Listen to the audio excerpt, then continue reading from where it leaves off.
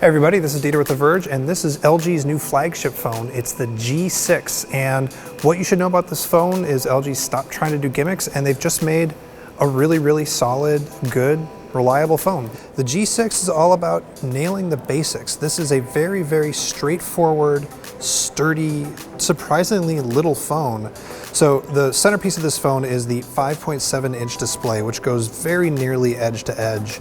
And that's great because the thing is actually not much different in size from, say, a Pixel. It's actually a little bit smaller, yet it manages to fit a bigger screen in there. And LG's pulled that off with a couple of neat things. So you'll notice that the corners of the screen are curved. The screen itself is actually curved, and they do that to protect it so that when it hits, if you drop it, it's less likely to crack the screen because there's not a square edge right up against the edge of the bezel there. The other thing you should know about this screen is it is a 18:9 aspect ratio. It's super tall, or super wide if you will. And what that does is it enables a bunch of really clever tricks. So if you were to, say, multitask, you can actually see more of the two things on the screen because it is a much taller screen to work with. LG has also made a really neat camera app that they call Square Camera, where you take a picture on the top and it immediately shows you what you've taken a photo of on the bottom, so you can see if your Instagram shot is actually lined up the way that you want, which is really clever. Other things that are really just standard and straightforward about this thing, it is waterproof. It's IP68 waterproof. It has a bunch of different kinds of Gorilla Glass actually. On the front, it's Gorilla Glass 3, which makes it pretty thin. On the back, you have Gorilla Glass 4 over the lenses, which prevents it from scratching, and then a curved Gorilla Glass 5 back. Inside, there's a 3300 milliamp battery, which is actually a little bit smaller than LG could have done, but they wanted to make this thing, again, reliable, sturdy. They say you'll get more than a day out of it. You'll also notice that the power button here is on the back, and of course there's a fingerprint sensor. And there are two cameras. There's a wide angle lens at 125 degrees and a standard lens at 71 degrees.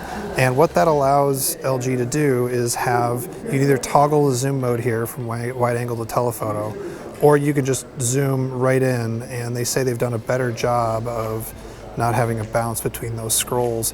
The other thing that's neat here, because they have this 18:9 screen, when you take a photo, your previews are like in a little carousel over here on the left rather than in a tiny thumbnail over there, so you can see what you're taking a picture of right away. Inside this thing in terms of specs, it's a Snapdragon 821 processor, which is not going to be probably the latest and greatest this year, but it still is a very good processor. It's got 4 gigs of RAM for running apps and 32 gigs of storage, and then of course there's expandable storage on the side here. So that's the LG G6. It's coming to the US, but we don't know prices or release dates or carriers yet. We do know that it's going to be available in black and platinum, but not white. The other thing to know about the US version is it's not going to have a DAC for high quality audio.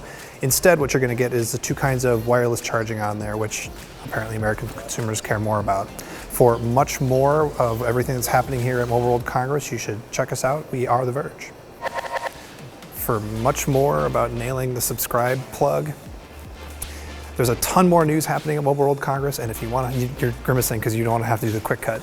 I see it. See what's going on here? We're getting some outros. This is some like jokes for the end of the video that we're gonna put in. Want me to dance? Yeah. I'm not your monkey.